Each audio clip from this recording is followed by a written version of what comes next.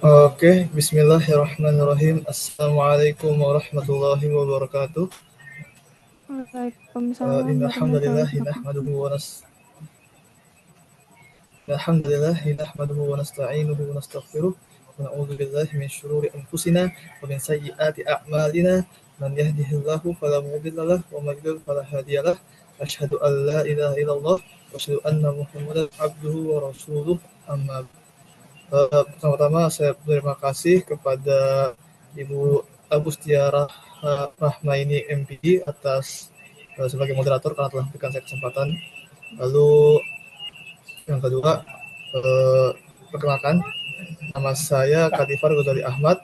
Saya asal Tangerang Selatan dan saya sekarang sedang belajar di Unisiraj.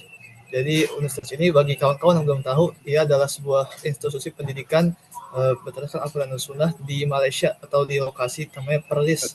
Nah, di antara mumajizat institusi ini adalah dia memberikan scholarship bagi para mahasiswanya. Nah, ini sekedar informasi untuk kawan-kawan semua ya. Oke, kelihatan kan slide saya ya? Slide PowerPoint-nya kelihatan kan ya? Kelihatan. Kelihatan ya, oke.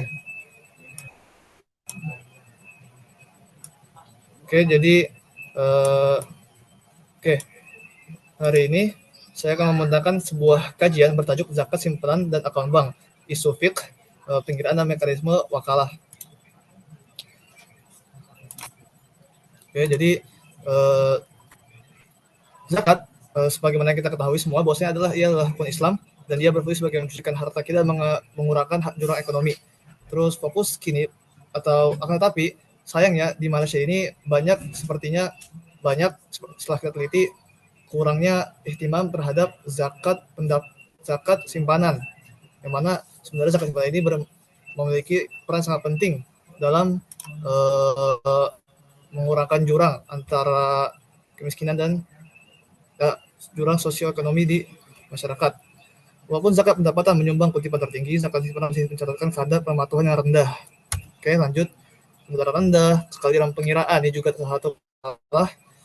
Kesukaran menentukan had dan baki terendah harus bagi akhir menyebabkan ketidakpatuhan dan ketidakseragaman hutah. Nah, perbedaan aplikasi konsep pencampuran harta antara institusi, contohnya tabung haji, dengan bank Islam ini menjelaskan adanya potensi kutipan.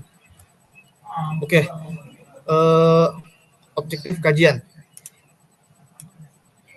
Dalam aspek fikih, uang simpanan dikiaskan kepada zakat emas dan perak. Syarat wajibnya adalah apabila nisab setara 85 gram emas dan cukup habisnya tahun. Kadar satu yang dimiliki ialah amil atam. Secara umum, akun simpanan memenuhi syarat ini karena pendeposit bebas menggunakan uang mereka. Namun terdapat pengecualian bagi dana yang disekat seperti caruman takaful yang belum datang, yang dianggap sebagai pemilikan tidak sempurna, amil an-naqis, dan tidak wajib zakat buat masa itu. Seterusnya ialah konsep khultah. Mengikut mazhab Syafi'i, harta yang bercampur dalam suatu dana kolektif boleh dikira sebagai satu entiti untuk penentuan nisab jika bank mengira zakat secara kolektif. Potensi kutipan adalah jauh lebih besar berbanding pengiraan berdasarkan individu.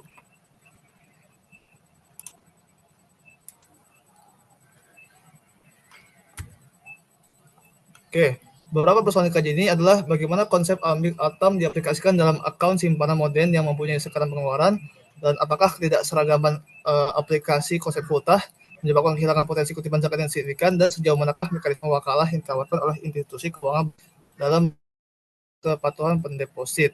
Oke, lalu dari segi kerangka teori dan literatur, ya, di kajian ini saya menjelaskan bahwasanya kias emas dan perak ini pertama, bahwasanya uang simpanan dikiaskan kepada emas dengan kadar 2,% haul 1 tahun. Lalu juga salah satu syarat wajib adalah amil atam, syarat wajib zakat di mana pemilik mempunyai kuasa penuh atas harta. Dana yang disekat seperti kaful belum matang dikira amil anakis. Lalu konsep khultah dalam bentuk Syafi'i, harta yang bercampur dikira sebagai suatu entiti. Jika jumlah dana bank melebihi nisab, maka zakat wajib dikeluarkan ke atas semua walaupun baki individu rendah. Lalu ini adalah metode kajian, rangka bentuk kajian pendekatan kualitatif menggunakan analisis kandungan atau primer, rangka konteks spesifikasi atau kontemporer, Lalu sumber data meneliti fatwa resmi, resolusi Majelis Penasihat Syariah (MPS) dan laporan operasi seperti Lembaga Zakat Selangor dan Bank Islam Malaysia. Lalu di sini saya juga ingin menjelaskan adanya isu valuta dan pengiraan. Terdapat perbedaan ketara dalam aplikasi konsep pencampuran harta di Malaysia dari segi yaitu antara tabung haji syarikat dan juga bank komersial lain. Kalau aplikasi valuta, tabung haji dan syarikat korporat sudah kolek. Tapi Islam dia masih tiada bahkan individu sahaja. Lalu penentuan nisab, kalau tabung haji dikira atas satu dana besar, kalau bank Islam dikira atas baki setiap individu. Lalu kasih kutipan maksimum dana syarikat tidak dan bank Islam tidak maksimum atau individu nisab terlepas. Lalu ada status fikih yang sesuai mazhab Syafi'iyah di Indonesia dan juga Malaysia. Kalau tabung haji dan syarikat korporat dia telah mendapati pendapat yang kuat, sedangkan bank Islam dia kurang mendapati dalam konteks dana bercampur. Lalu dapatan keberkesanan wakalah. Nah, di dalam bank Islam ini mereka telah mempraktikkan sebuah sistem yaitu wakalah yang mewakilkan pembayaran zakat.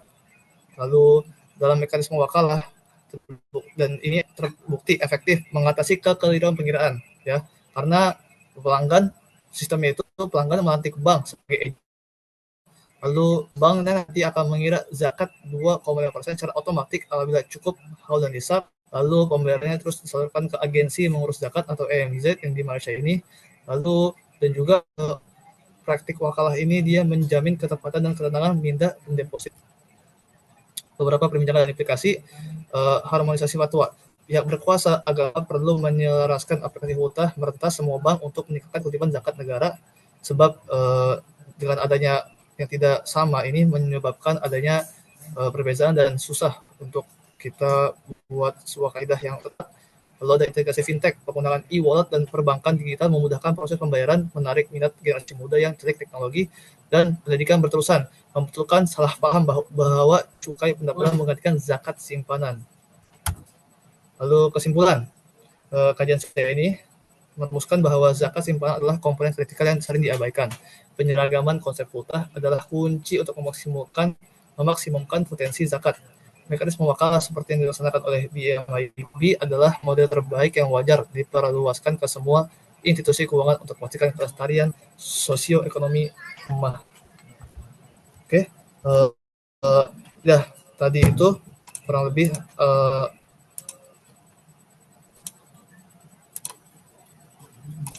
ya yang tadi adalah pembentangan paper saya yang telah saya kerjakan. Mungkin sekian dari saya. Syukron. Wassalamualaikum warahmatullahi wabarakatuh. Saya kembalikan kepada moderator.